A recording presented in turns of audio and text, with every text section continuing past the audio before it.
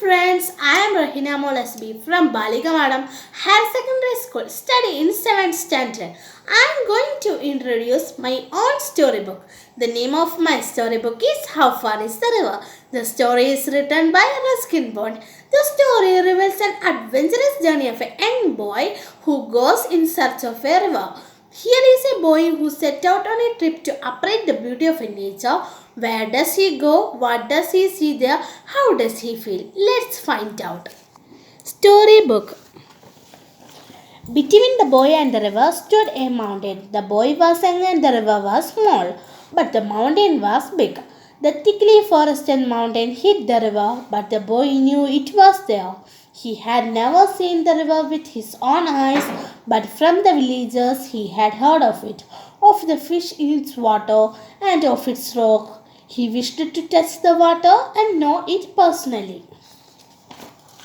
He stood in front of his house on the hill opposite the mountain and gazed across the valley.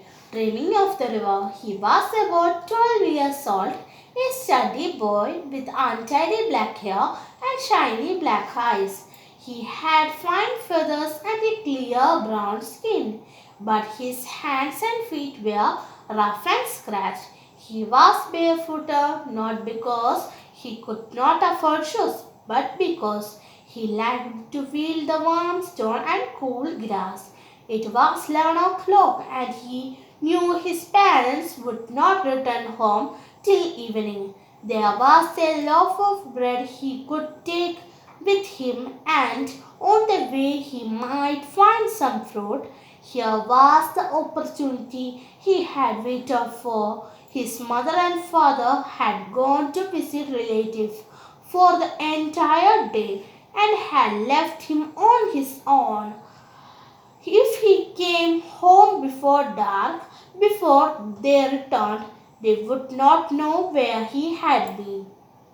He went into the house and wrapped the loaf in a newspaper. Then he closed all the doors and windows. The path to the river dropped steeply into the valley, then rose and went around the big mountain. It was frequently used by the villagers, the woodcutters, milkmen, and the mule drivers. But there were no villages beyond the mountain or near the river. The boy passed a woodcutter and asked him, "How far is to the river?" The woodcutter was a short but a powerful man with a creased and a weatherful face and muscles that stood out in hard, ugly lumps. 7 miles, he said, with very accurate. Why do you want to know? I am going to the river, said the boy. Alone, of course, but it is too far. It will take you 3 hours to reach there, and then you have to come back. It will be getting dark. Besides, it is not an easy road. But I am a good walker, said the boy.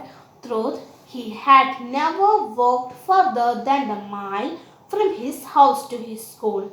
The path was steep and the boy had to run most of the time. It was a easy winding path and he slipped once or twice. The hill was covered with lush green ferns. The trees were wound in creepers and a great wild dahlia suddenly reached its golden head from the leaf and ferns. Soon the boy was in the valley, and the path straight out and arose. He met a girl who was coming from the opposite direction. She held a long curved knife with which she had been cutting grass.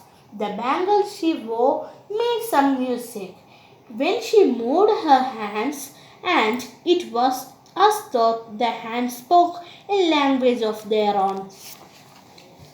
How far is to the river? Asked the boy. The girl had obviously never been to the river, or she may have been thinking of another one, because she said 20 miles without any hesitation.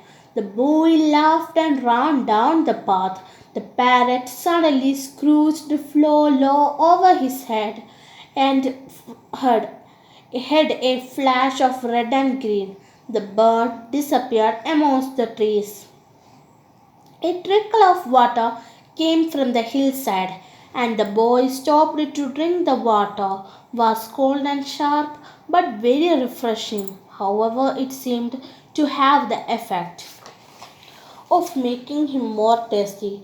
The sun was trickling his side of the hill, and the dusty path became hotter, and the stones scorching the boy's feet. He was sure he had gone halfway. He walked for over an hour. Presently he saw another boy ahead of him driving a few goats down the path. How far is to the river? He asked. A village boy smiled in a friendly way and said, Oh, not far, just round the next hill and straight down. The boy, feeling hungry, unwrapped his loaf of bread and broke it in half, offering one portion to the village boy. They sat on the hillside and ate in silence. When they had finished, they walked on together and began talking and talking. The boy did not notice the smarting of his feet and the heat of the sun and the distance he had yet to cover, but after some time his companion had to diverge along another path, and the boy was once more on his own.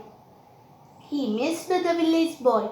He could not be seen. His own home was also hidden from the view by the side of the mountain.